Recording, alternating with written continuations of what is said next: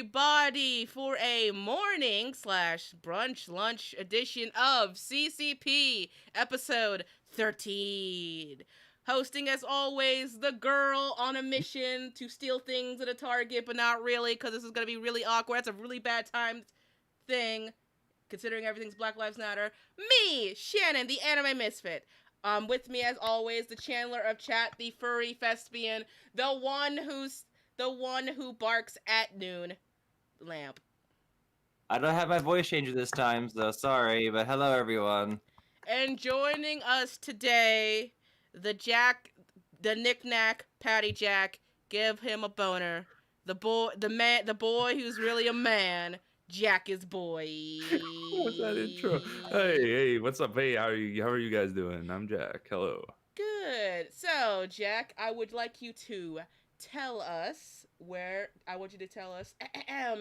who you are for our lovely people and where you come from and what you do while I show your lovely channel on screen, because I can do that now. Yo, all right. Well, I'm Jackisboy. I'm a bit of a weird anime YouTuber. I tend to just improv weird scenarios about different anime or like anime YouTubers. Just comedy-based stuff usually. Sometimes I actually bring up points and like critique things, but most of the time I'm just trying to crack jokes around different anime and, have a good time. It's it's pretty much it. I have my favorite videos as of recent. My BNA video. The BNA is terrible. That's no, I was pretty proud of that one. I think that one's pretty good.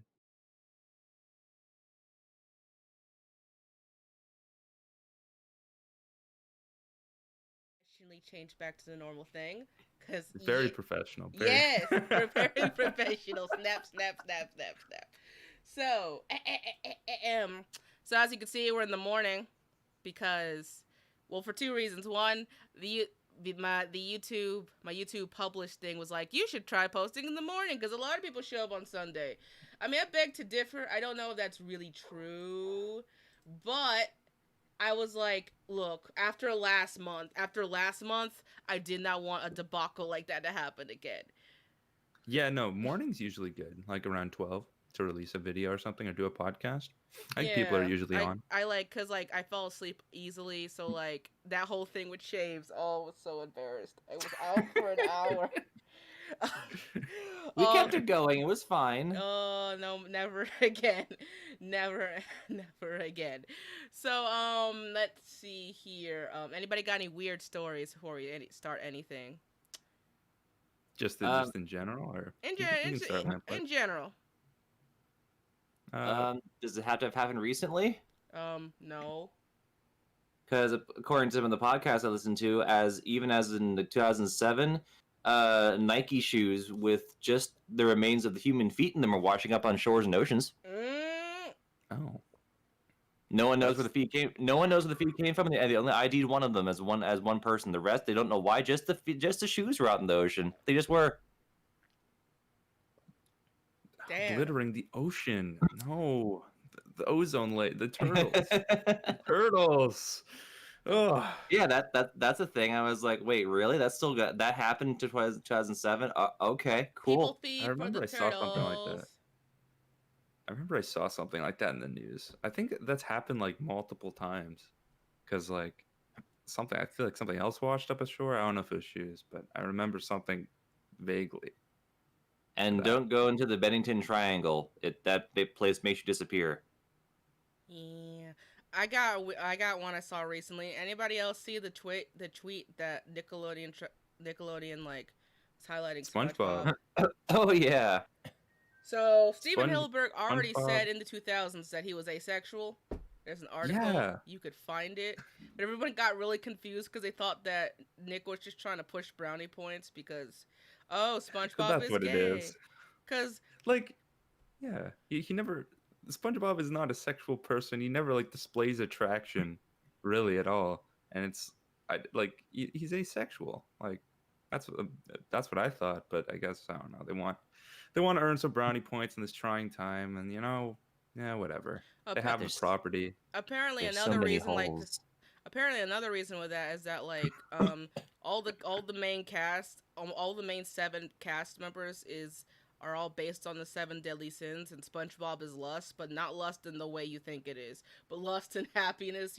Just lust and happiness in life, because that's a thing. I mean, it doesn't stop the fan artists from making lots of art of that topic. We do not talk Oh, about. I haven't seen any, but I should look into that. Oh God. That's You are lucky you a haven't seen any. I've seen so many of Sandy to count. I just like on a complete accident. I don't know. I'm surprised I haven't. I don't know. I do weird Google searches a lot for videos, so I'm surprised I haven't. Yeah, Let's see. that was weird. Sure. That was Oh, sorry. Keep going, Jack. I didn't mean to interrupt. that was like a huge trending topic yesterday. Mm-hmm. I was pretty annoyed by that, but I guess people are in support of it. Weirdly, like people are showing screenshots of SpongeBob like in a dress to show that he's gay or something. I'm like, that doesn't mean you're gay. like, like what about wearing a dress signifies your sexuality? Also, SpongeBob has worn weird things in the show all the time. Like, yeah, it doesn't. Exactly. He just doesn't care. He's a flamboyant dude, and like I don't think you should talk about his sexuality. Just crack and joke. He's a funny sponge. He's a sponge. There was that time he got obsessed over a cat. That was a weird episode. That was a later season too. He got real creepy. Okay. I don't think I've ever seen that. Yeah, I don't think I have seen that one either. Yeah, like late game SpongeBob is very, hit or miss. Very hit or miss, I think. I thought. Yeah. Another thing on my mind is for today's episode. I wasn't gonna make it this topic because with the current stuff going on, blah blah blah. You've heard the "in trying times" line one too many times.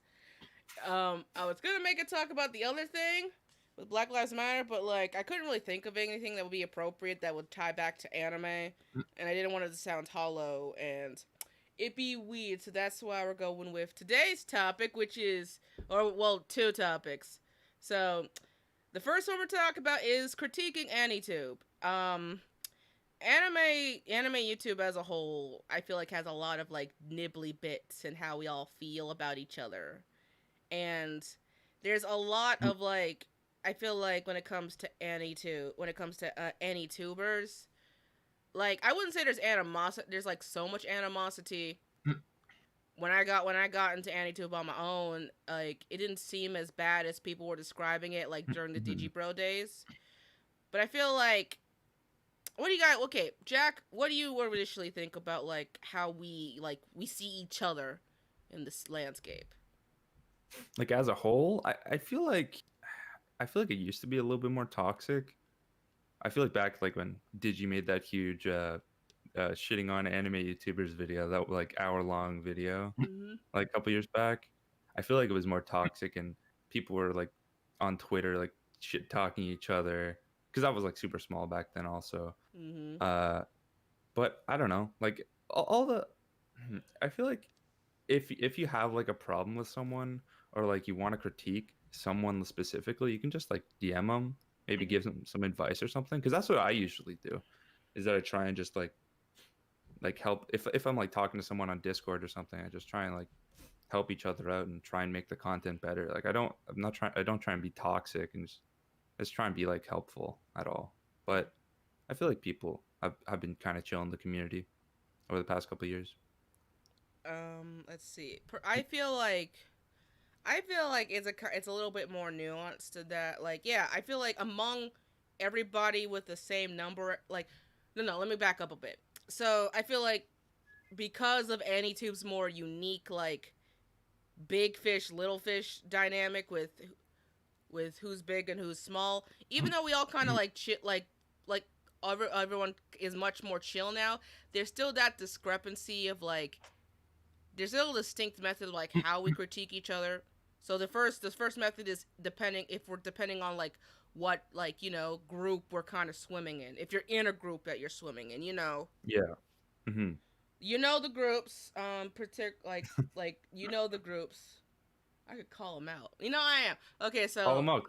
Okay, yeah. The main one I think of the most that's like a group, that's if we compare like the trash taste group of all the bigger YouTubers like Gigguk and Sea Dog and Joey, which happen to have a certain quote that I will bring up later when we talk about trash taste in particular, but like it all ties to the whole thing of like everybody like being in their own groups compared to like say a small group, a smaller YouTubers like What the What's group with Vindy and all that jazz. So yeah, like you have like these types I of was thinking groups, what the right? what also. You take I of all was- these groups, and I'm sorry, what, but your group is so like distinct. Like you can like y'all have the same vibes going on. So like They're loud and proud for sure.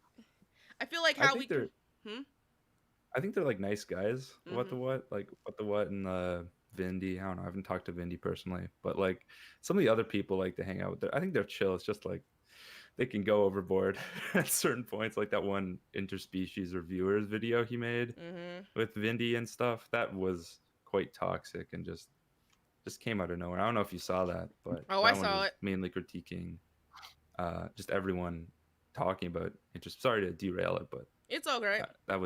that one was particularly toxic, I thought, but he deleted the video afterwards.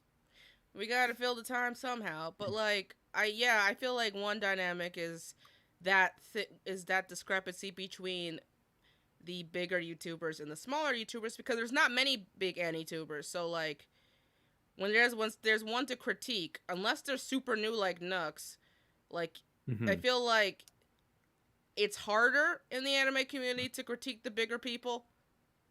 Well, depending on your ask, either I think it's harder Uh, to critique them because they have so much clout, or it's easier because there's not many of them.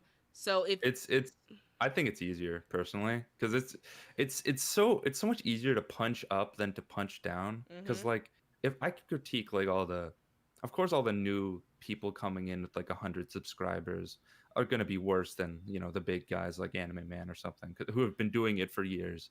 But I feel like it's always easier to critique like especially YouTubers that are big and are succeeding mm-hmm, because they've continued to succeed, and you don't have like it's not like you're attacking someone. Like they have a yeah. huge audience. I Like mean, I'm not trying to I say critique critiquing's bad. Like the whole point of this episode is that critiquing's not bad. I just want to talk about the culture of which we critique.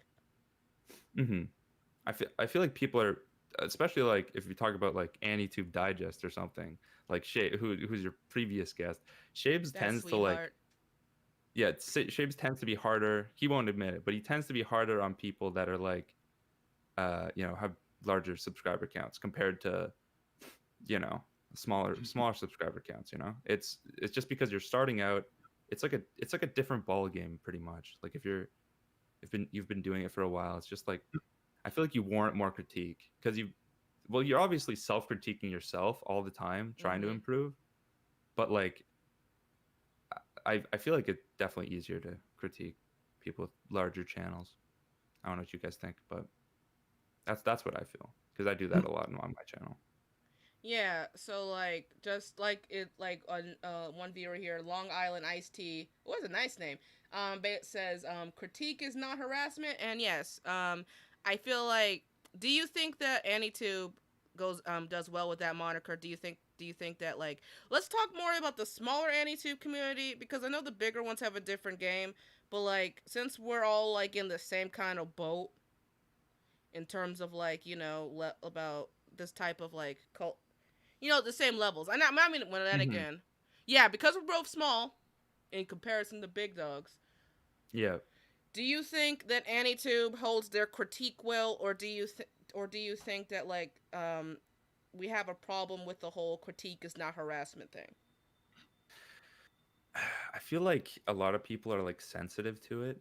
Like personally, like because I tend to talk to a lot of small anti-tubers. Like I'm in the Discord server that you're in, Mhm. Shannon. But like uh, I feel like people tend to get really sensitive Mhm. about their content. Like especially because I've been doing YouTube for forever, and I want like to help like people that I'm friends with or people that I find cool.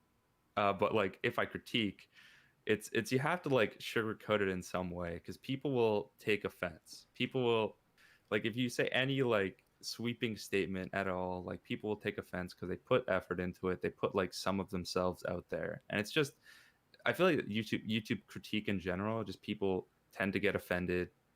I also do, but if someone critiques me, but you just try and like take everything with a grain of salt, and try and be cordial about it and not just be up in their face and like tell them their videos are bad or something.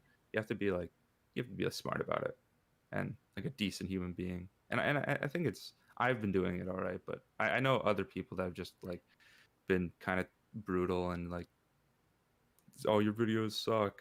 But like I've seen some I think interesting example. Oh, sorry. My bad. Keep going. no, it's fine. Continue. I was just saying, in the past, I've seen a couple of channels, because AnyTube doesn't really have a commentary channel to check ourselves. I mean, we kind of do, and we kind of don't. Because most of Yeah. us kind of do that to each other. So, like, it kind of encompasses. It's not like the commentary community, where there are channels dedicated to that. And there might be an anime commentary channel out there. And if you are, hey. I think like Hirohei is like does commentary, but that's mainly like Twitter, so it's not really It's more like but Twitter.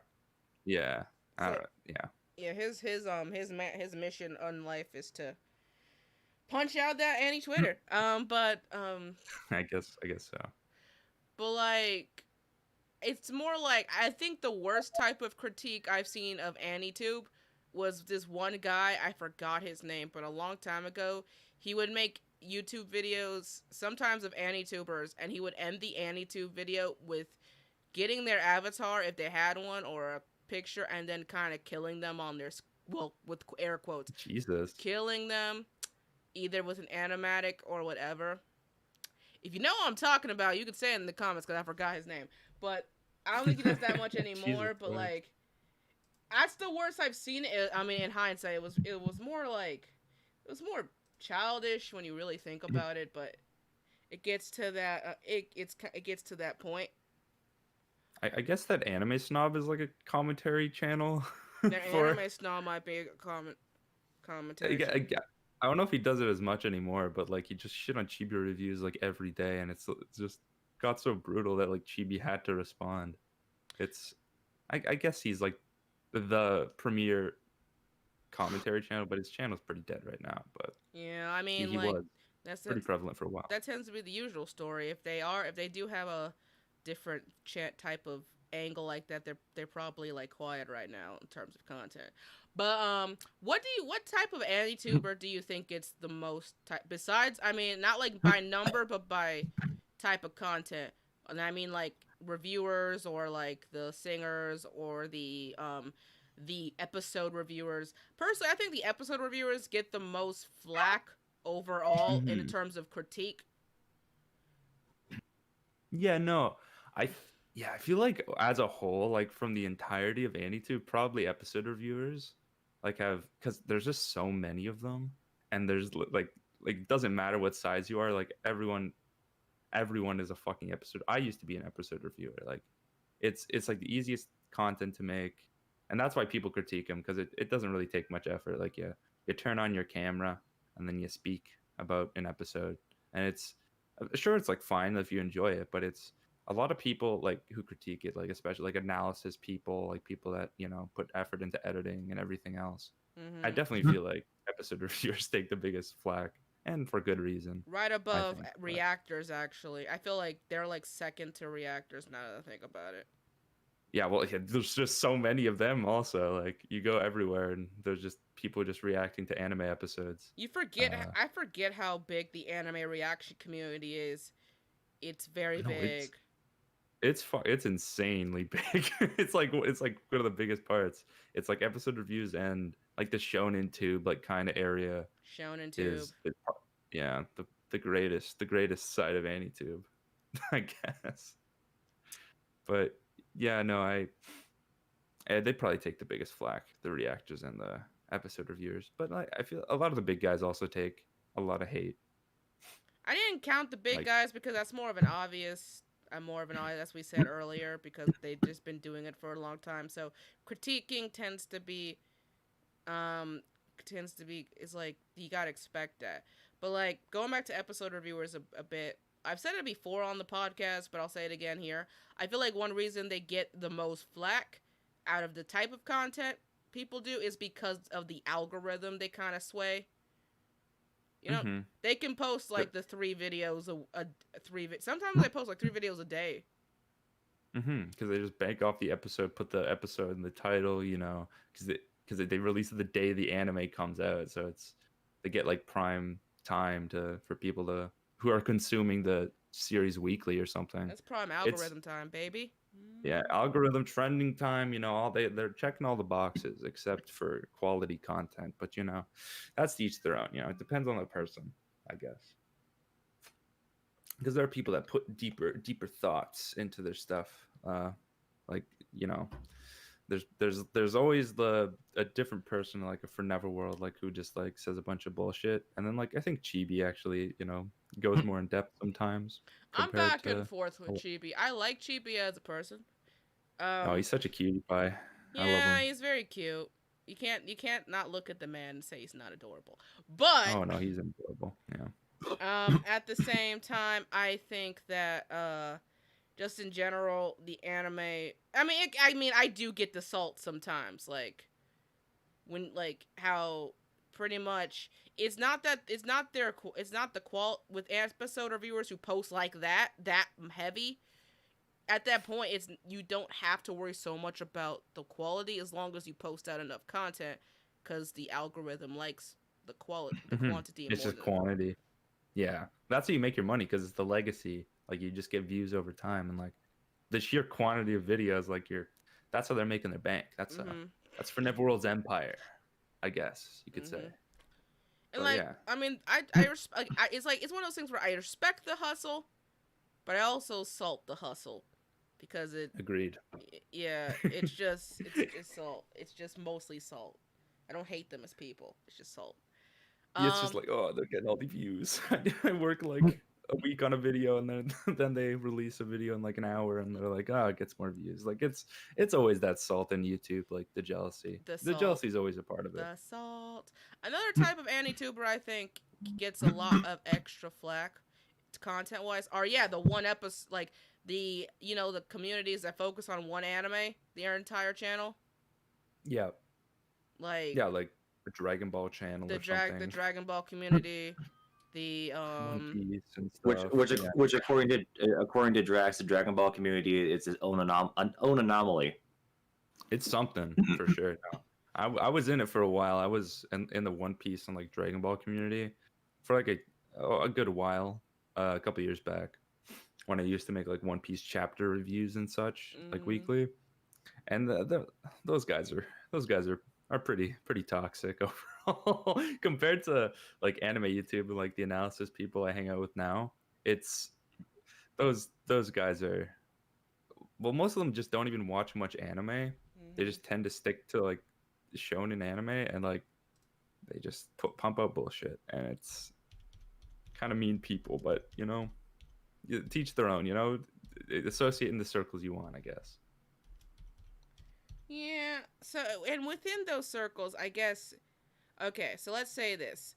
Okay, Jack, next question. Do you think in your lifespan, anime lifespan, do you think you have a, wow, you ranked all the Chip Skylark songs? I'm sorry, I got distracted. Well, there is only 4 of them, so it wasn't a very hard video to make. There's only 4 Chip Skylark with Shiny Teeth and Me at the top. Well, yeah. Okay, good boy. Obviously. Okay. Obviously. So anyway, damn, I got distracted. What I was gonna say. Oh yeah. Chip Skylark's just a handsome man, you know. Yes. Damn, stop. Did you got Chip on the mind? You got Chip on the mind. I always got him on the mind, so I can relate to you right now. But, oh god. He's pearly white.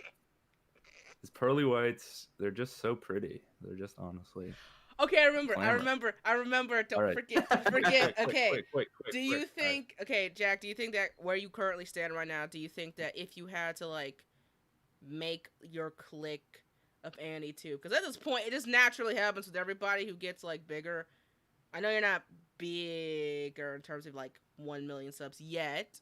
Let's say yet. Yes. But like I said, what's your dream click of like your peeps?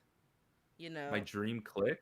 Everybody has like Yeah. we don't. It's like the thing you don't want. It's like the thing you don't admit out loud, but the thing you kind of see. You know how like the Misty group and like people I already talked to, or other anime YouTubers that I don't really talk to, because like I already have like kind of a clique going. Let's do both. Okay. I feel like me and Chibi could be really good friends. He follows me on Twitter, just to flex. Sorry to, say that Chibi follows me on Twitter. Sorry, we're best friends, but I feel like me and Chibi would be best friends, and maybe potentially lovers at some point. But like that's just like off the table. I don't know. I feel like I'd probably get along with a lot of the bigger guys, like the trash taste dudes. Like I feel like I'd share similar kind of viewpoints as them. Their content's pretty solid, I guess. Mm-hmm. I don't know. I don't like. Patch Wolf is probably a super cool guy. Like that dude's like jacked, and I'd honestly like to meet him out of like a lot of the anime YouTubers. But I don't know. I like the group of people I associate with. I don't know.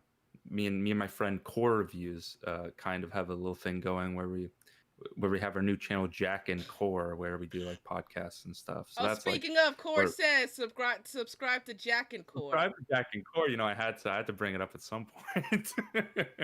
We just started it like 2 weeks ago or something, but it's been doing pretty good. What do you do on Jack and Core as I conveniently bring it up on the screen? So we started this series. It's like a commentary over. We were watching the show Ascendance of a Bookworm, where Core and I like shit on it like incessantly. And me and my friend Core. And then we cut up like the best bits of our commentary, and then add edits over it and like release it. It's like somewhat of like a reaction thing, but it's like edited. It's not like we pump it out in like a day or something.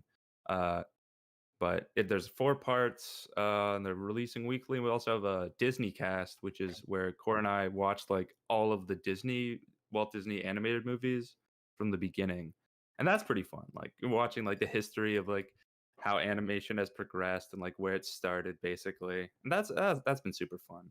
But there's also some blunders in early Disney that were quite tedious to get through. But no, it's a fun time. We're planning on doing other stuff in the future.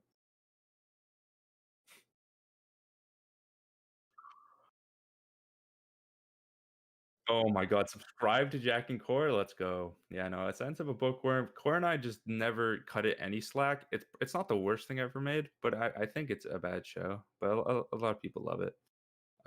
Which I could go for hours about Otome Isekai. Oh man.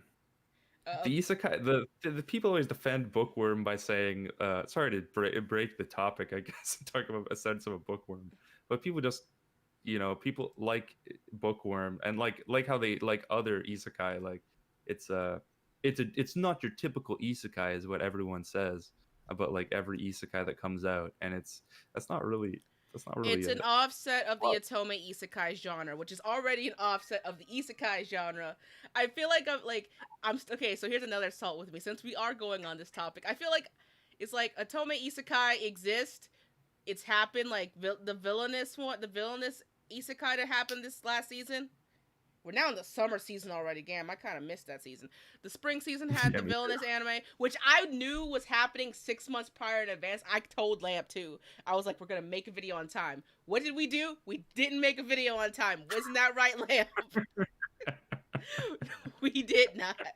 So I was like one of those people. Everyone's like, "Oh my god, this villainous isekai is like the next big shit," and I'm like, "Y'all, the Otome isekai genre has been out for a while. This is just the first few anime that's really." Wait. Which one was it? Which one? On that one, the when we didn't release on time. Which one was that one? The villainous ruin one. With the girl Katrina, and she has that reverse harem, but she's gonna die if she doesn't. Oh, okay, yeah. Or get. Let me just say, Otome isekais are very tragic. I don't know why the original presence is basically you get isekai in a normal isekai. Hey, it's a power fantasy. Get all the bitches. Right. Otome isekai. You have until this D-Day, or you either get disowned or executed by hanging or the guillotine. So you have to change up your shitty life by someone else. Good luck. And I'm like, Yeah. that's basically the two of them in a nutshell. And again, I could go forever about those, but yeah, Ascendance of a Bookworm I've known for a while. I haven't really watched the anime, but I followed the manga. I like it. Nice. I can't. I don't know. I detail pretty. I could not. I hate the protagonist like with a passion. I just find her extremely annoying, and like she's supposed to be likable, and it does not get off to be that way. Well, one thing I do like about her is that she goes against the Otome isekai trope, or just the normal isekai trope of they happen to know all the information about a thingy from the modern world to help them in the medieval world, so they can get more respect. You know that trope is, you know what I'm trying, you know what I'm thinking, like I understand, but she's a librarian, and like what's so weird about the premise of Ascendance of a Bookworm is that like she's like this 25-year-old like librarian, and her body gets like transferred into like a 5-year-old girl, and then their personalities like kind of mesh together. Yeah. And it's never like, it's like some scenes she acts like she's a 25-year-old woman, and then some scenes she acts like she's 5. It's never like meshed fully. It's just a really inconsistent character. Yeah. Like she speaks like she's like an elegant woman at one point, and then she just like cries and whines in the next scene. It's really jarring to me, and it's so weird. Welcome to Wait, my hold world, on. I buddy. thought she was supposed to be like young or really young. I thought she was like I haven't watched the actual show. I've only seen clips of it, but from what I've seen, I thought she was like a little girl that was all of a sudden like, oh, by the way, here's like a weird demon power of this girl, and now she has moments of where she's really young and moments where she's like, uh-oh, she's scary. Okay, so Okay. So the show is like this librarian in Victorian times gets killed by books. Books fall on her and she dies.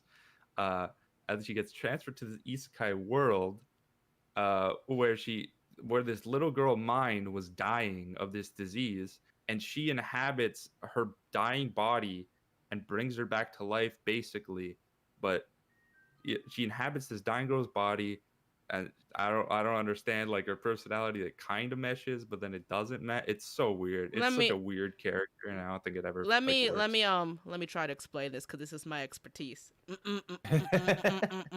So unlike normal the main distinction with reincarnation or isekai-dom from normal isekai with dudes to Otome isekai with chicks is that in an Otome isekai, the general premise is that main character of whoever is from the modern world, right?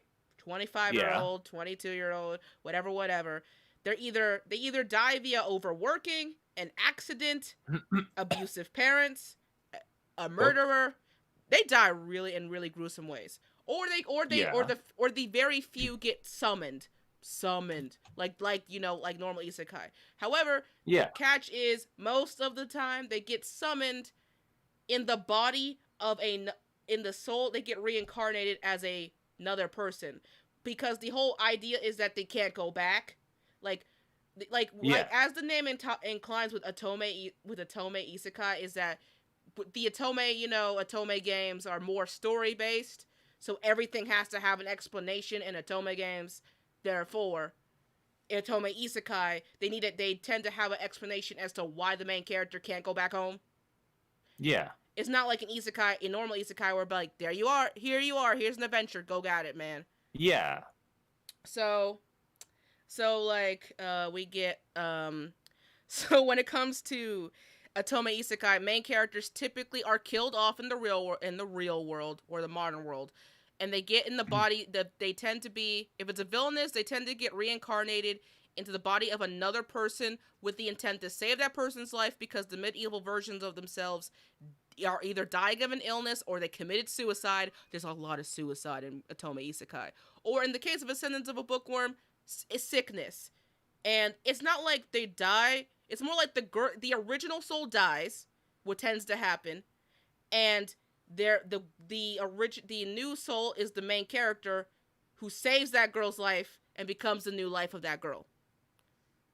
But it's not even so cut and dry as that. Like you still see the personality of like the little child, like because she acts like a child like a lot of the time. Yeah, and it's like you'd think that it would just like it'd be like an erased moment where he becomes a child again, and like the reason for that happens is that another common trope with how they can't go back is like like they die, main character dies, they get reborn as a new person.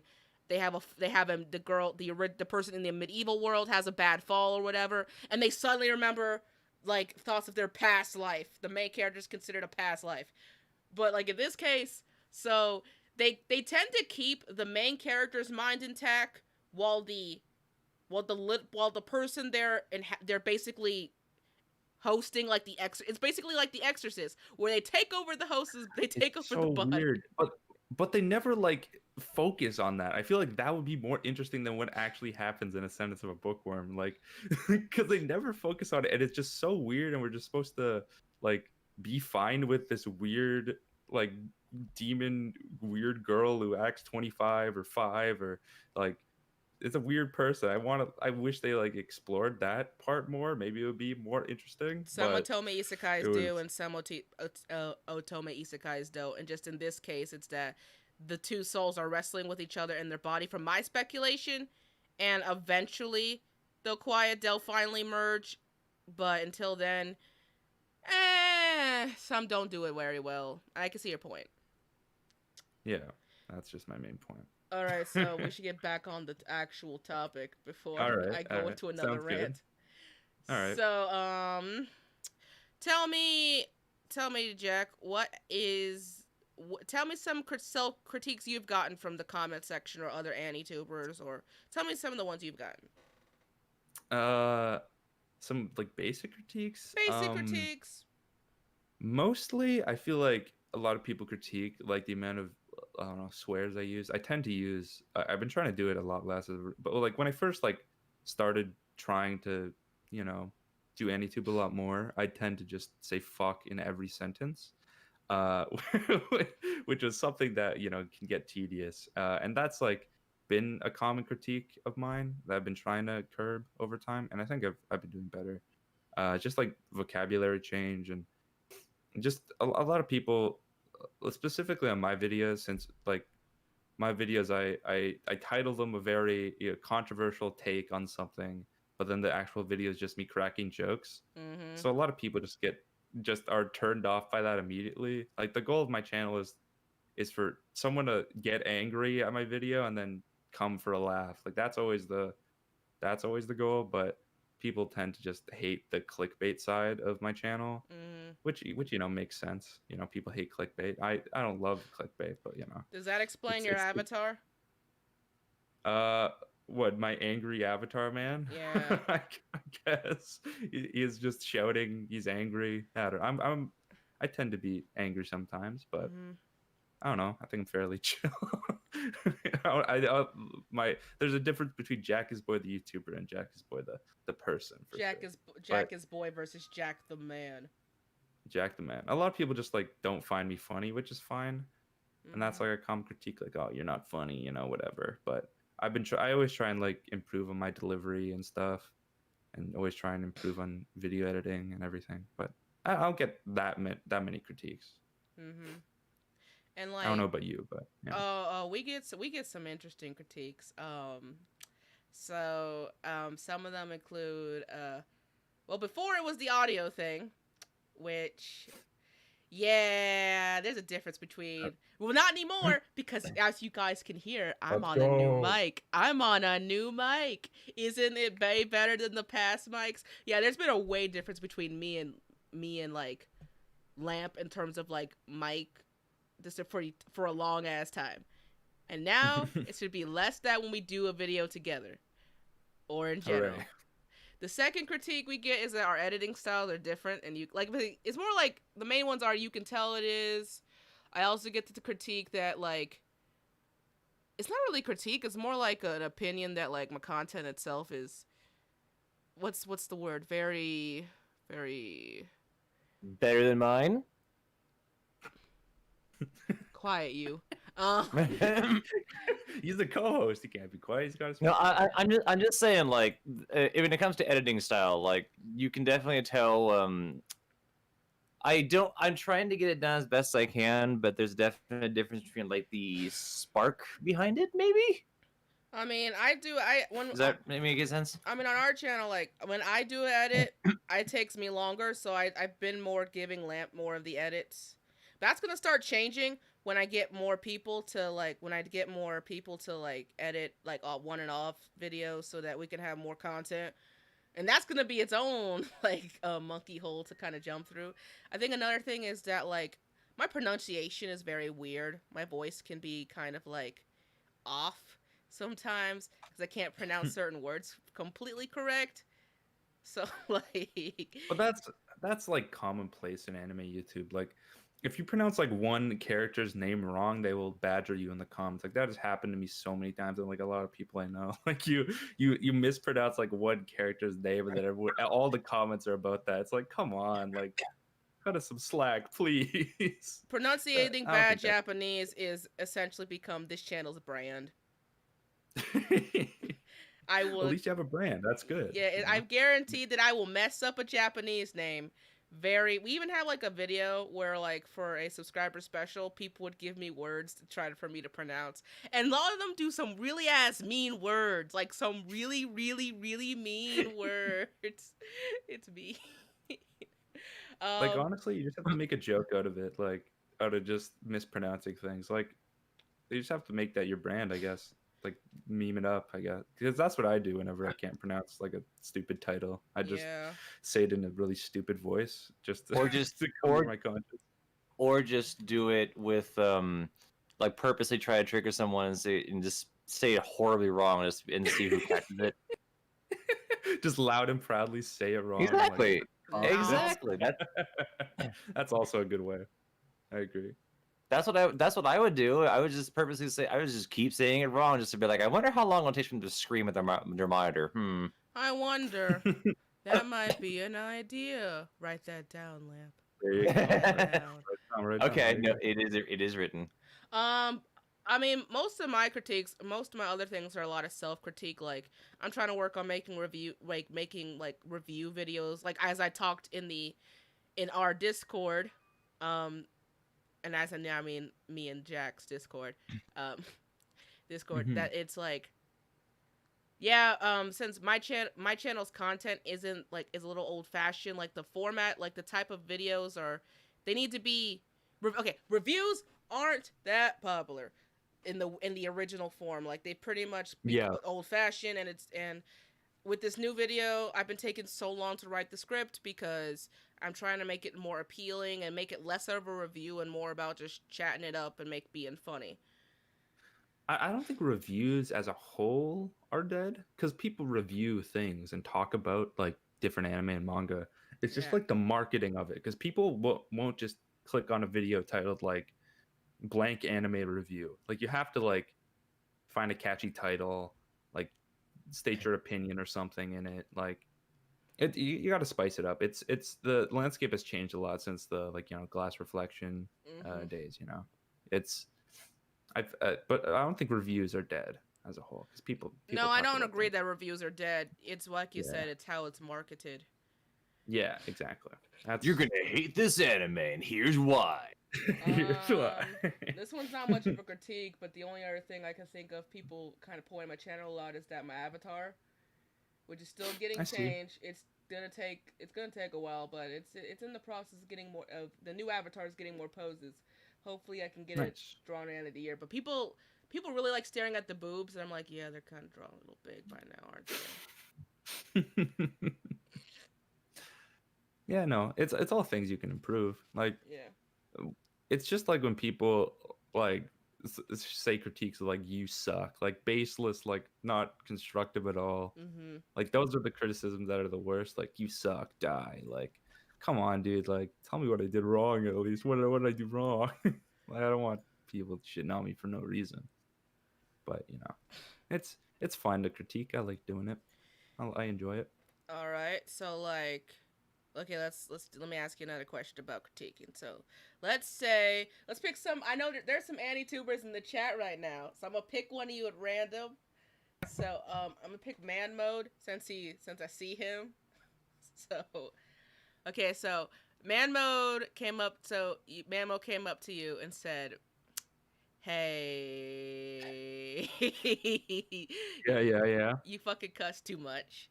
And if someone like a anituber came up to your face and gave you a critique, let's say at like Expo, if you could afford Expo, how would you respond? I'd be like, yeah. Plain. Probably. Well, man mode specifically, I think is the worst because I think he has specifically told me that before. So. Oh, I was spot on. Oracle's boy. Wow. When I first met him, like because I've known him for like probably almost 2 years now. But like when I first met him and I first entered like the Discord server that we're in, I think he was like one of the main people that was critiquing my shit because it was pretty dog shit. But at the time, I think it's improved a lot since then. But I'd take it. Like if you have a genuine thing to say, and you can like, if you're confident about it, then I'll probably submit. I'm a submissive little bitch, so I'll probably take it like a man. I guess. Going back to that dark ages that everybody likes to call the infamous Digibroke video, do you think that do you think that I see the comment, I'm trying. Do you think that back then when Anitube was more toxic, do you think what percentage do you think of that was because we were bad at critiquing or bad at taking criticism? That's the word. Or well, the problem with like that Digibro video specifically is like his main thrust of the point of that video, like from I guess that was like 3 years ago now, like he was just saying that like no one watches each other's content. They just kind of like shit on everyone from a distance, and I don't think that's changed that much. I feel like a lot of people just like click on a title, like see a title and thumbnail, and they just like assume it's shit and like not actually critiquing. Like people just like assume someone's bad and they don't give them a chance or something. Like obviously, like if you don't like someone's content for like a decent amount, like you can assume to a certain point. But I don't know. I feel a lot of people are kind of shallow in that way. Okay, I do see more of that in the recent age. Like especially when an anime gets controversial. When an anime gets controversial, yes, that's when I feel like that's when the critique wars begin. Yeah, that's when it gets the worst for sure. Because people just get salty as hell when you insult something that you like, and they won't even give you a chance. They won't even click on the video, won't watch past a second. They dislike and leave or comment down below, and just. I think that's modern Anitube's problem. Is when an anime becomes popular enough to get controversial, and we all have to like dash to make a video about it. Because it's kind of like the natural reaction to do. I know some people have that integrity of, oh, I'm not going to do that because seasonal content is, and then our channels relax but yeah, when an anime gets controversial, woo. You gotta hop on it. you gotta hop on it in some aspect. Yeah, but then like either you hop on what the anime itself is, or you hop on someone's hot take. The hot takes, man, and the wars become so bad, and that's when that's where you really start seeing like the war between like anime groups kind of just to destroy each other, especially when it gets political. Oh no, those. God, the politics of everything. Oh God. Which, speaking of, I think is another type of anime content that gets a lot of flack. Anituber that puts a lot of political jargon in their speech, in their like videos. Yep. We're talking like Zarya, Pedantic Romantic, Morbid Basement. A lot of people just throw their politics in there when they're like not even. It doesn't even like relate to anything happening. But yeah, pedantic did that a lot, especially like in the later videos they were making. But I feel like there's a certain way you can like do it to kind of like relate it, but they use their politics to like critique a show, and I don't think that I don't even think they should be brought up at all. Like if you're making an analysis video, like don't bring up your own politics into it. You're making an anime analysis video, keep it away. That's my take on it. I don't know about you guys, but that's fair. That's fair. I actually slightly disagree. I believe people should be free to talk about politics in an anime video. I don't want to like lock that behind lock and key. I agree with people should be free to talk about politics. I just don't like when you're talking about like just an anime, you're analyzing it in a certain way, and then you just bring up politics out of nowhere, and I feel like that is always the worst. That's what Jeff Thu does a lot. That I find just really jarring about his videos. That he just like pops in like some anecdote like that has basically nothing to do with the entire video. Like talk about politics all you want. That's good, freedom of speech, expression. But I just feel like you relate it to the core point like a little bit. I think, but. Well, and it's like I understand. I'm not saying that you can or shouldn't talk about politics or whatever you want to do. It's understandable. Talk about what you want, but make it its own video and its own discussion. Don't shove it into something else that doesn't need to be thrown in, because it's a bit of a whiplash situation where all of a sudden, oh hey, by the way, we're talking about this game. Now we're talking about this, totally unrelated, and it's a whole thing. Guys, pause, go back. Yeah, I completely agree. So, but by all means, talk about it though. Just do it on its own later. Do it somewhere else. I think. Make it a video that if someone's gonna sit down for a symposium, let them sit down for a symposium about that, not about, oh, by the way, here's why Plato was wrong, but let's talk about Sword Art 2. I'm talking about Sword Art Online 2, but here's JonTron. I'm gonna talk about JonTron's situation. Like that, I remember that specific Mother's Basement video where he just shits on like JonTron. Like I had that terrible take a couple years back. So let me just try to clarify. So it's not the idea of the politics itself. It's how it clashes with the with the video at hand. So like for example, I would say when I do videos on Black History Month with anime, that is a political video. But that's what it's about. That's what the video is about. And that's cool. Like that's like make whatever videos you want. It's just like you're making like a video, like a review, or maybe like an analysis, and you're talking about like specifically like why a show is bad, and then you just bring up like a different political opinion of yours, or just like a situation that does not really relate to like the anime or anything, and just like you're just throwing your political opinions in there for no reason. That's the main problem I have. But talk about politics all you want, like do whatever. I mean, as someone who went to art school, I'm not saying that you can't talk about anything or work it into an art project, whether that be a discussion or that. By all means, go for it. It's just in this particular case, if you do throw it in there and people get a sort of like weird clash between what you're actually trying to say versus your art project versus your other points you're trying to make, then it makes the project distracted and it makes the impact less than the whole. Yeah. Does that make any sense? Yeah. Like especially like here's another example is I know it like sometimes we see president caricatures. I forgot which manga it was, but there's like a couple of mangas where they draw Trump. Well, they kind of draw Trump in their manga. There was this one where they gender bended Trump as a woman so they wouldn't get in trouble, but they basically redid the 2016 election where the female version of Trump won. Femme Trump is very weird. You can find it online. Wait, I can actually show it because of my new system. Yes, I can. I don't want to see Femme Trump. I actually don't want to see this. You're gonna see it. And you're going to. I know Trump was in Inferno Cop. Like they did a short at like Anime Expo a couple years ago. That Trump was in that, and they like killed him. I think that was pretty funny. Like it wasn't Trump, but it was Trump. I'm trying to find it because It was in. I knew he was in some like seasonal anime. I think he was in some seasonal anime I saw recently. Someone actually did. Someone actually did make a, what was it now? It was a My Hero Academia like parody, but it was Trump was what was his name? All Might.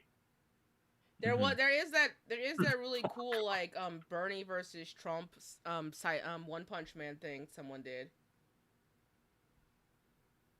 Oh, I'm gonna find it.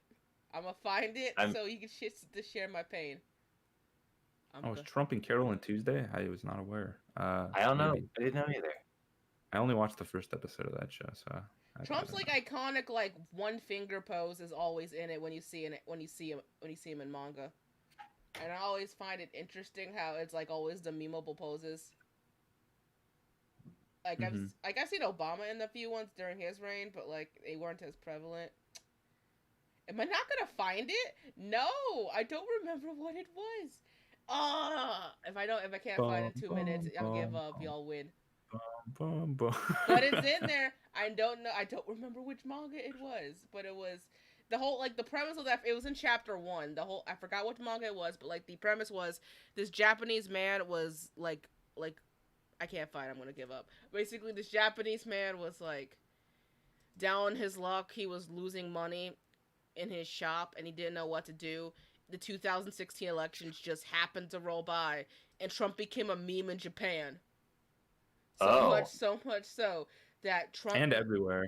Yeah, Trump mask became popular and he basically got rich off the Trump mask and he started selling them. But when Trump actually won, people just threw them on the ground because they didn't think the meme was actually going to happen. Oh. They became like unsellable. It'd be one thing if he lost and the meme survived, but like the meme died when it actually became reality. I thought that was an interesting commentary in that like little piece. And I always remember it for that. One day I'll find it. Trump is one day I'll find it again.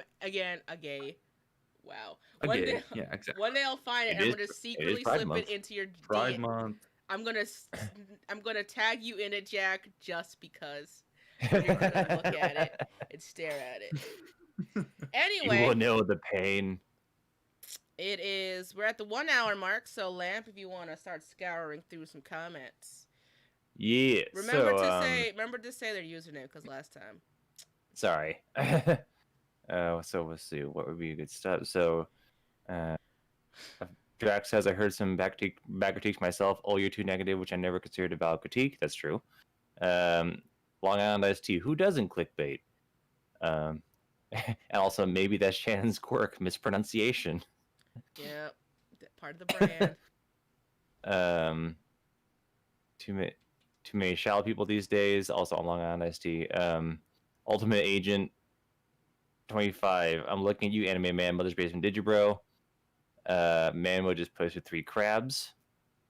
Long Island ST also a political anime vid done right by Shannen. Quentin reviews is an idiot. Hashtag? I don't know. Okay. He does like movie reviews and stuff. I think he had some controversy like a couple years back. I don't even remember what it was. Oh, okay. And Ultimate Agent 25 says the comic is called My Hero Magademia, Magademia, written by Chuck Dixon and art by Timothy Lim. Oh my god, no. Magademia, Macadamia nuts. Awful. I mean, I've seen pictures of it. I'm like, you gotta be serious. You're not really. This is a thing. Okay. So, oh yeah, and back to earlier comments when you talking about anitubers getting flack. Long Island also says I blame Susie Lou for the flack that anti-react YouTubers are getting. Oh yeah, the whole Susie Lou controversy. Ooh, Susie Lou. I think Susie Lou. Okay. Long story short, she posted basically the whole episodes online of anime series, Naruto. Quote unquote, reacted to them. And she reacted to them, quote unquote, but basically she was just showing the whole episode online for free. And as soon as Oh. anyone who gave her flack for it, she basically got she was throwing a fit and tried to get them struck down. No, not tried. She Oh. succeeded. I was She succeeded, yeah. She got so infamous. Like, she would use her agent to, like, strike down channels, terminate channels, like, demonetize them. Shit. It became a really big thing in the commentary community for a while, and, like, the anime reaction community was riled with it. It even got so bad where she basically, like, talked over, like, one of them included her getting in a beef with an anime voice actor about how much she makes on Patreon, because apparently she made $10,000 a month on Patreon. What? Susie Lou, the reactor? Yeah, Susie Lou for stuff, and yeah, and when she fucked with her, that voice actor pulled some strings with Funimation or wherever she worked, and basically Japan's coming for her copyrights, so she had to take all her videos down, her website, and thing. It was really bad. I'm looking at now. Yeah, I mean, the fact that she's still on YouTube by itself is just. In terms of, like, criticism, one running joke was that she had a big forehead, and, like, people would make a lot of videos about her, and, like, sometimes it'd be just genuine critique of her content. Others would be about her and her forehead because, you know, she got so bad, and then she used her agents to just take those channels down, like, copyright strike them and all, and using the harassment clause, and I'm like, yeah. Well, I never heard of this, so it's an interesting story. I'm surprised that she's still left on YouTube. I really would hope she would have gotten rid of her by now, but YouTube tends to absolutely love her and will keep her for some weird reason. YouTube made a statement that they don't discriminate, but we don't know, man. We don't really know. I think it's more like her agent is super, like, favoritism, if you know what I mean. That, and also she draws in the simps so hard that YouTube is like, hey, you draw in lots of fanboys, will pay you money. You can stick around. Hell yeah. This is my first time hearing you having so much bite, Lamp. You should bring this. Sorry, put briefly, I hope Susie Lou gets to burn in a grave for all eternity, but then again, that's just me. Yeah, that's just him, you know. I need, like, maybe if I invoke the name Susie Lou more often, like, I could see more of this spunk. No, it's just like it's YouTube as a whole that that annoys me, but I really can't say it's surprising. Mm-hmm. Okay. So sometimes YouTube is good, sometimes YouTube is bad, but it's like they play favorites in the weirdest ways, and she's just one example of way before there was worse. So, it's fine. It's fine, right. I guess. I think if we're all calm... I guess she's... Oh, go ahead, Jack. I guess she's editing her videos now. She's not just, like, putting up an entire anime episode in her videos. Yeah. I guess she's probably paying an editor or something to do it. Mm-hmm. Just to get away with it, yeah. Yeah, I guess so. Okay, so I guess since we all got that out of our systems, I think it's finally time to move on to our next topics. This one doesn't take long, so I made this one the second one. So, the Trash Taste podcast. Woo. Woo. Yo. Their stuff. That was very lethargic, Jack. Like, it's a big. I was so enthusiastic. I put all my enthusiasm in there. Yeah. It's a big podcast that was recently created by the three big dogs of YouTube, of Anitube, Gigguk, the Anime Man, and Sea Dog, and I think it's all right so far. Like, the first episode, I like the first episode's more hominess with a few exceptions, and we'll get to that. And I think the second one, is a lot more like, I think the second one is a lot more unique to what they bring to the table. But yeah, no, I enjoy their dynamic like a lot. If we're just talking about the podcast, like, I think like the second episode is it's just their perspective I find more unique. I don't really care about hearing about their anime opinions because, like, you know, Gigguk, Anime Man already make videos about that. So I'd much more like to hear like the meta behind it and, like, you know, their lives and stuff. seems more interesting than like them talking about Attack on Titan for like 20 minutes, but them like ranting about, especially in the second episode, like about their life in Japan was super interesting. Yeah, I thought the second episode was way better than the first one. It was great. No, I listened to it while I was editing. I was like, damn, this is really solid. I thought it was really good.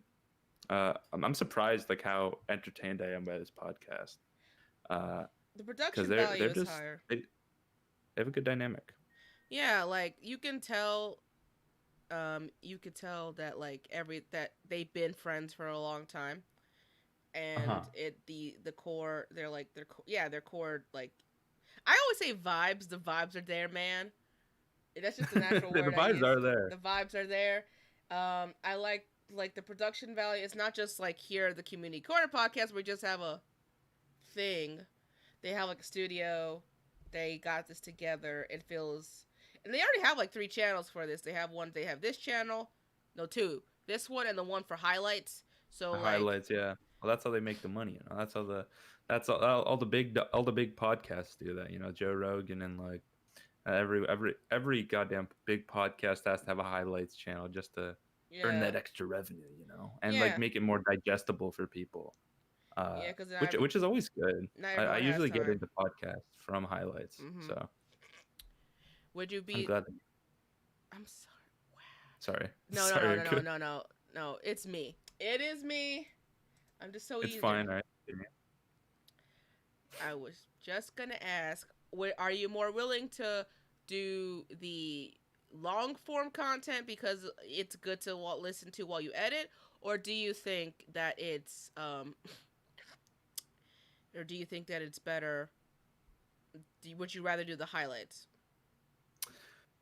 I honestly think it depends on like the week, because if I'm like busy and like I have to do a lot of like things, I like having like a podcast on in the background, so that's probably good. But if I'm super busy and I can't be listening to a podcast, then maybe I'll put on a highlight on or something. It really depends on like how interesting the podcast is in a week, because I listen to a fair few podcasts, so I think it honestly depends for me, at least. I don't know about you guys, but I usually tend to listen to podcasts. I drive half an hour at least to work, so I listen to many podcasts. That's how I learned about the whole shoes thing. But also, there's just a nice podcast to listen to now and again. So, Yeah, I agree. I would, to shout out to a podcast I would definitely recommend. If anyone's ever listened to Night Vale, please do so. Okay, never heard of that one, but sounds interesting. Welcome to Night Vale is a trippy podcast. If you listen to it, it takes a bit, but it's definitely one of the weirder ones I recommend listening to, because it's technically not real. It's a story, of course, but it's one that's very well written. Okay. So anyway, sorry, just shout out there. No problem. Interesting. All right, so I would like to. I've been waiting all.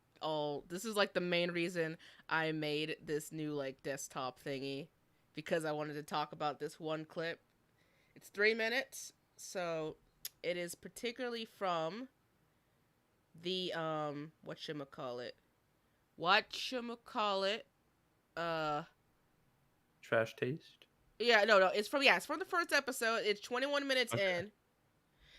Luckily, there's this guy who, out of the goodness of his heart, bless his soul, whoever it is, made timestamps for everything for the first episode. And at the 21 mark, he talks specifically about it's about leeching. You know how big the 3 of them. Yeah. The big 3 YouTubers are the leech and stuff like that. So I would like to see what we're gonna watch a little bit of it, right. And hopefully everything kind of like melds well. So let me just hopefully that everything works, and if this doesn't work and no one hears it in the chat, I'm gonna be very disappointed, because I worked all morning for this. All right, let's switch. when you guys are like, you said you like just clicked like that after you guys started talking. Boom. It's Yeah. so Boom, like I boom, think that boom. happens easily. Alright. It's like around the same like sub thing because there's no question if you're trying to leech off each other. Right. Yeah. Because I remember like when I'm I listening, but first started oh. and when I was trying to like when we were like first like hanging out, I always felt like, man, do they wonder if I'm just like a leech or something? Because like I had like 150, 200, and they had like million plus, right? So you just get this thing in your head. You're like, man, am I like leeching? Do they think that? But then like when you get like, I think now I don't give a shit because like I mean, Yeah. I mean, like concerning you and I, Yeah. like we popped off very naturally. Yeah. Because spoiler, we never ended up doing that no, fucking no, rap no, battle. yeah. That just like disappeared because I think the first time I like publicly did something with you Yeah. was on your stream. Yeah, you did. And we yeah, played that's- Broforce together for like 3 hours. Yeah, those or highlights something. are still up on YouTube as Oh, well. really? Yeah, they are, yeah. And Yeah. and then I think I played a lot of games on your stream with you, and then I think we just hung out at AX and it just went. And then Because we obviously, played like Metal Slug and shit on my oh yeah, Alright, Metal so give Slug's him on the like, Broforce Like talk. going off to what you said about There we go. feeling like you're leeching from someone. Yeah. It's weird, right? Because as someone who's been in the position of not being a smaller YouTuber and a larger YouTuber, it's you can kind of get a sense just from meeting a person, How they especially act. if you meet them in real life, right? Online, There's a lot it's of so hand fucking gestures in difficult. this. I just noticed That's that. true. To gauge what someone's character is actually like, and if they're trying to, leech off you Yeah. or get clout or whatever. But especially at an event like AX, oh I've- my god. where the real person comes out. yeah.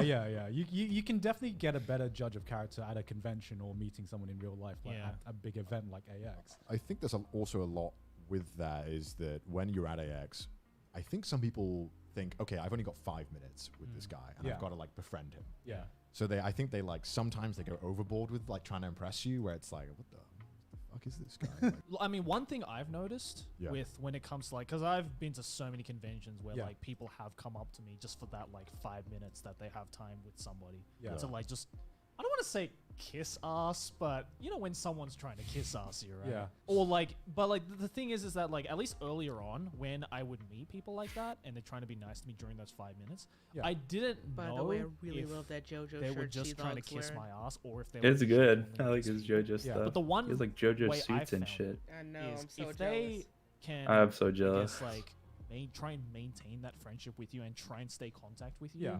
after that event, then I think they're like genuinely nice people. Yeah. And there we go. I'm gonna. I mean, there's gonna be time to catch up, but All right. so I'm gonna give it a few minutes until both of you catch up, or at least Yep. There we go. Okay. So the reason I played that entire 3 minutes is because I find that most interesting for this podcast. Well, what do you think, Jack? You're our guest. You go first. About leeching? About the leeching I think talk. I think leeching is it's such a complicated issue because like a lot of people aren't like when you talk to someone with a lot more subscribers than you. Like I felt like when I was younger in my earlier days, like I don't know, I was like 15, I talked to like bigger YouTubers and I'd be like nervous and stuff about it and I'd like kiss ass.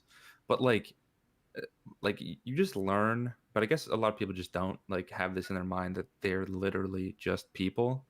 Like they're just people like you and I. They just like have a big audience. Mm-hmm. They're just like the same YouTubers as you. It's like a lot because a lot of people I know, like you'll talk to someone with a bigger sub count and you'll like kiss their ass. I'm like, come on, just like be a person, just be yourself.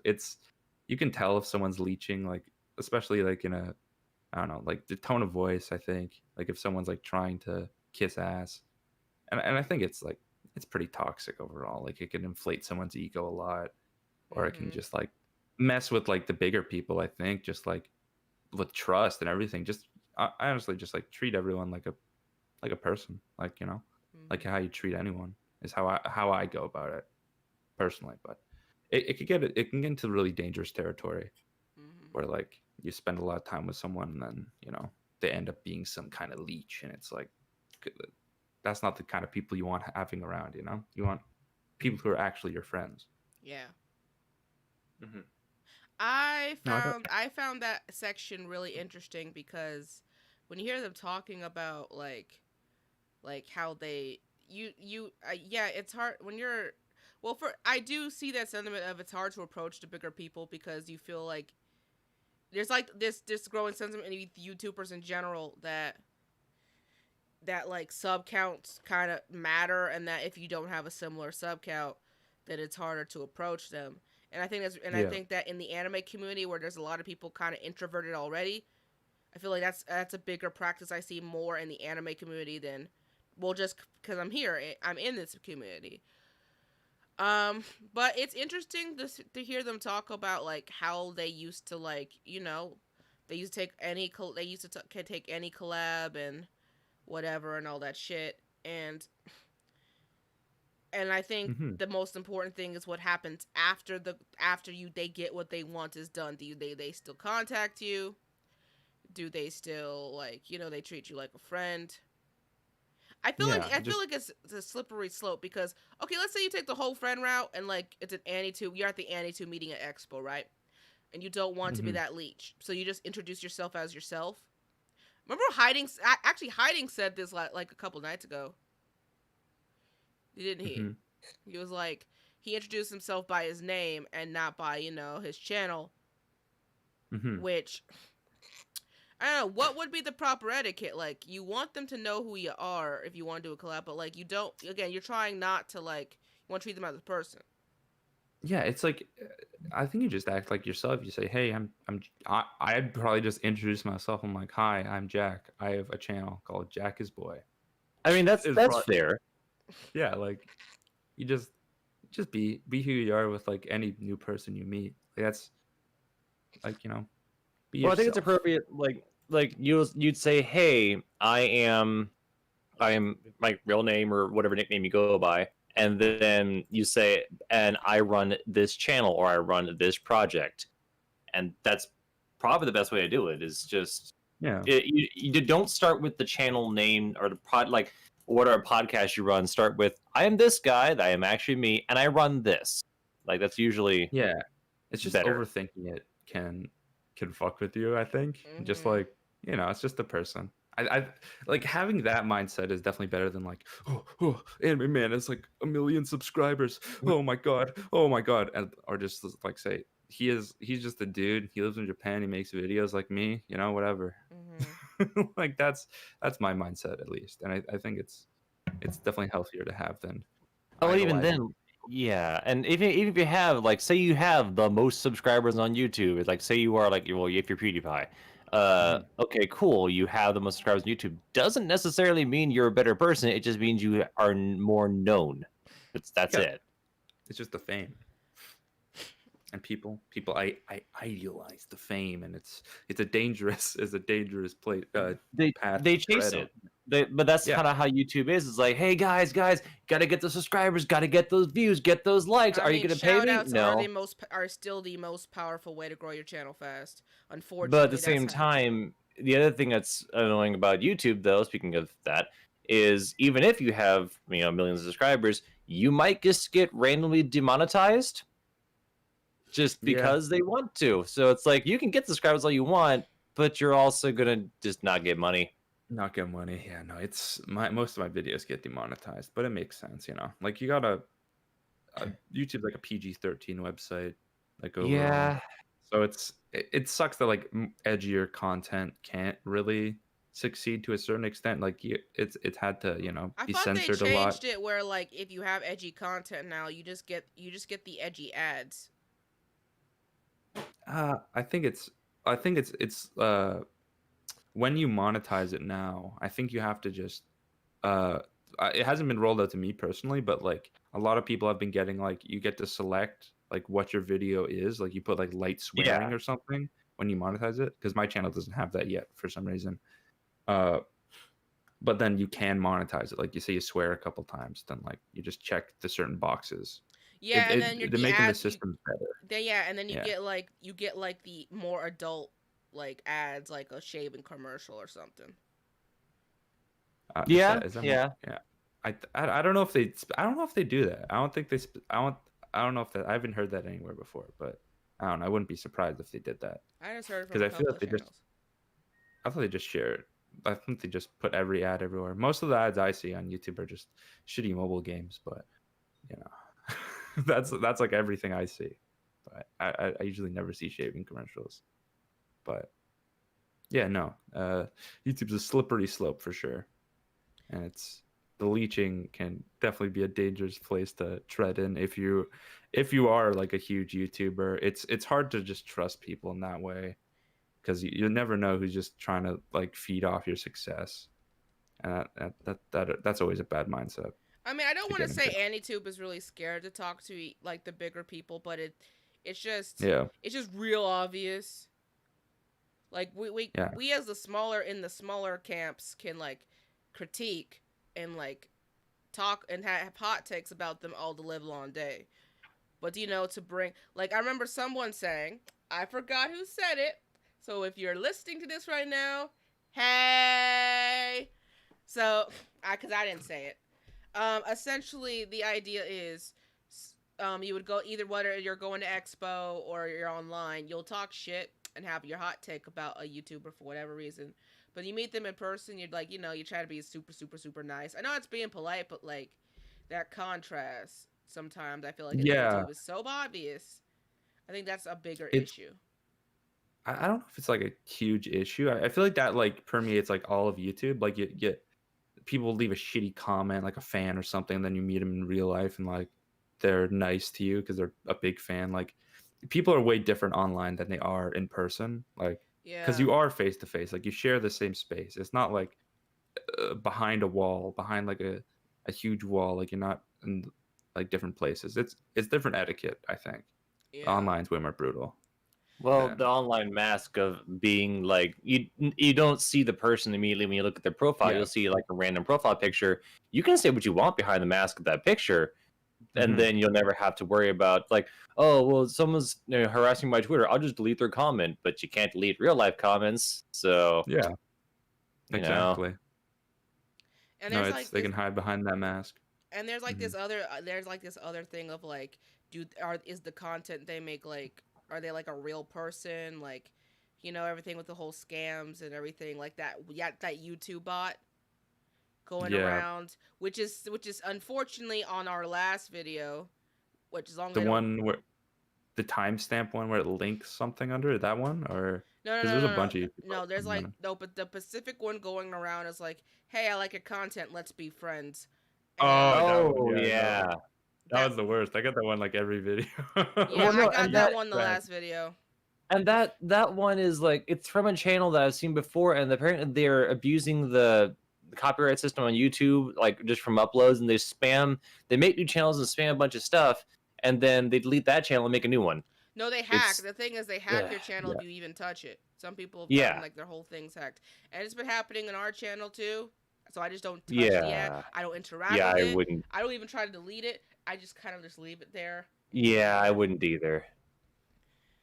It's a good thing it's a good thing I'm on YouTube like every other hour, or I would have not, or I probably would have tried to interact with it, but it's one of those things you got to keep vigilance about.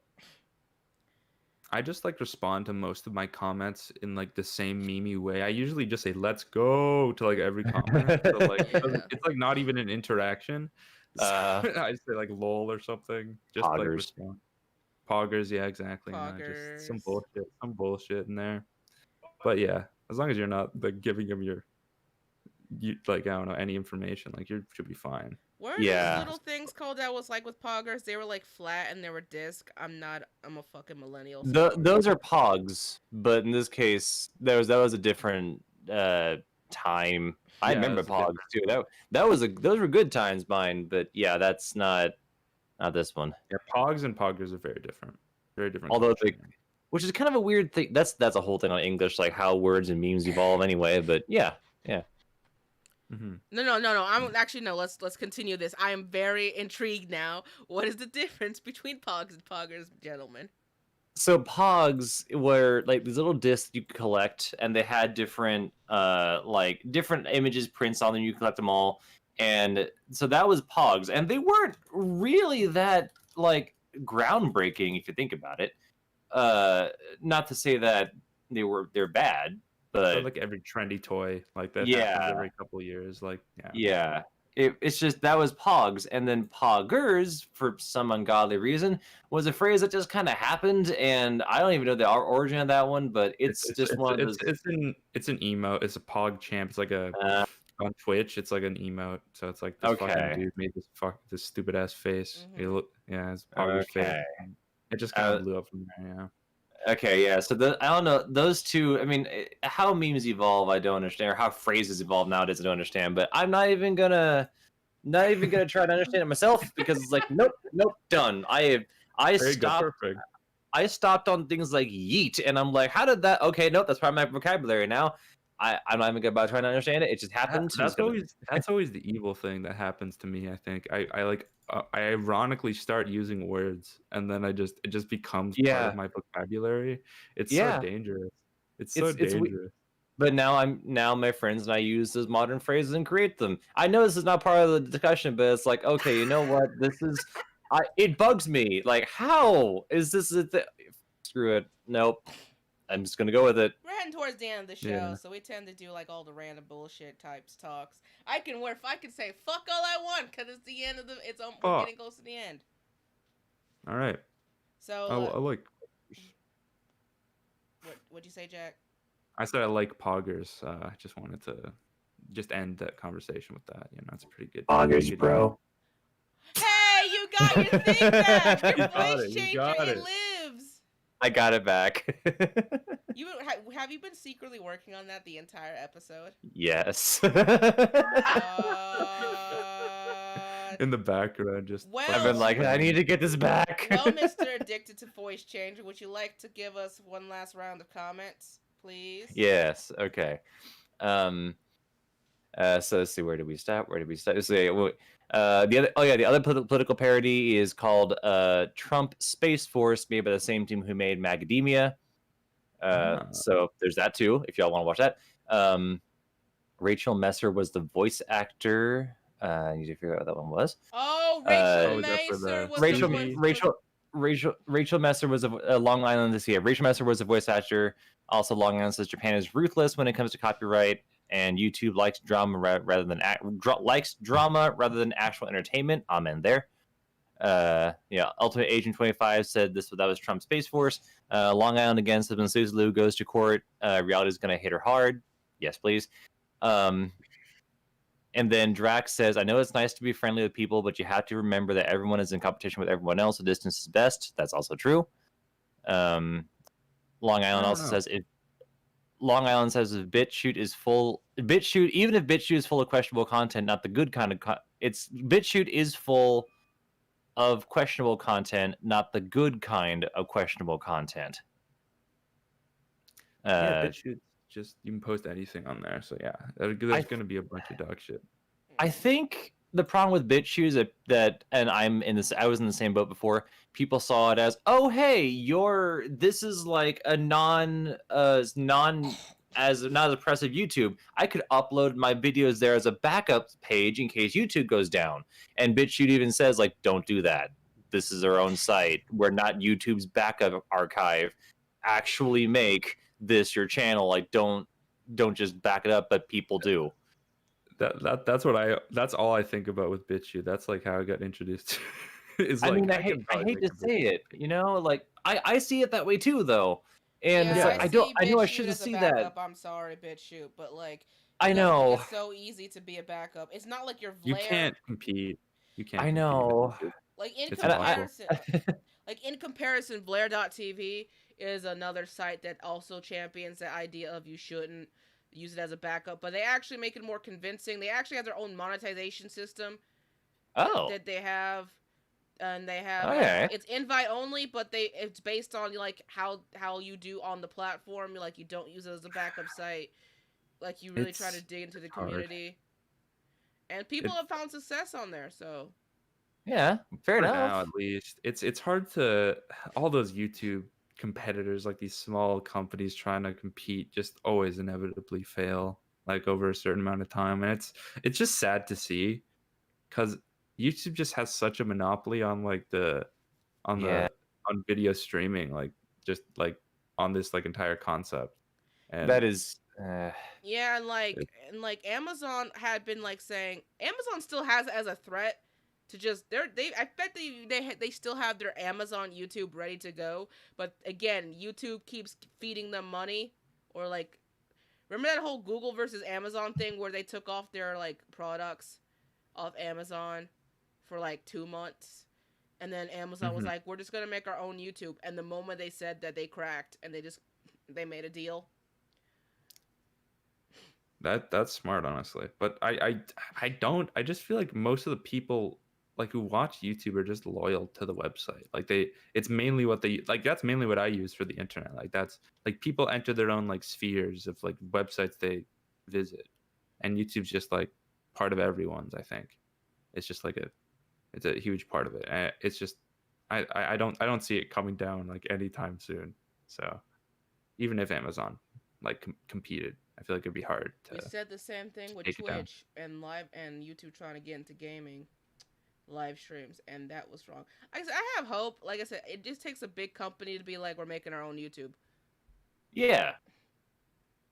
One that doesn't punish people for having like slightly edgy content. I don't think that'll work though, because like YouTube started off as like a couple dudes just made some like website. If it starts off like as some like corporate entity, like Amazon makes it, it's gonna be probably even more like PC than like YouTube is. I mean, that is a fair argument.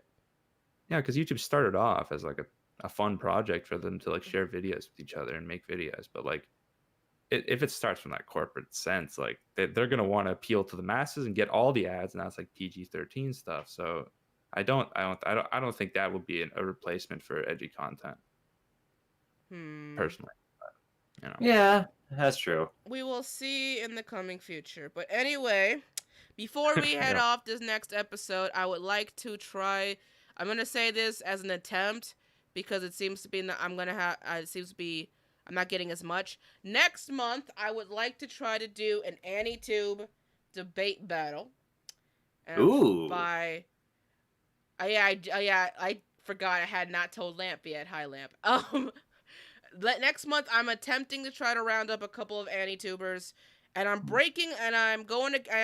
lifting my rule for this one episode of the small Anituber, our requirements, and letting bigger people come in because I'm in desperate need for people to join the project.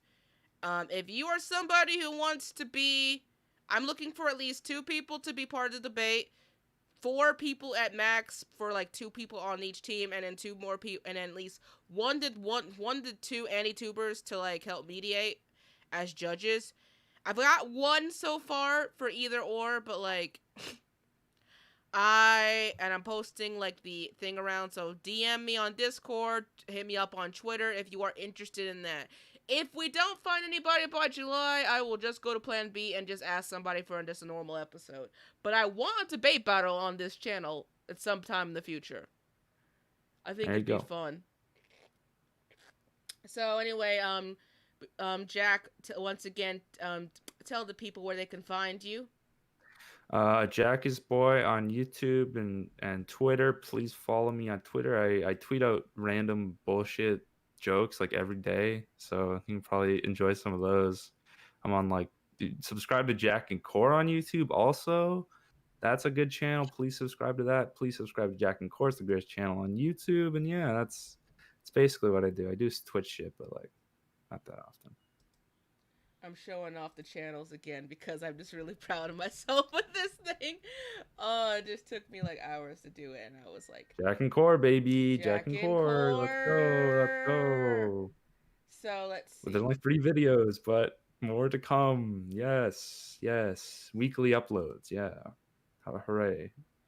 All right, so with that being said, it is lunchtime. Everybody's got to go eat. This has been Community Corner episode 13 with Shannen, the anime misfit, LampLight, or AviewandaLike, as people would call him in Switzerland.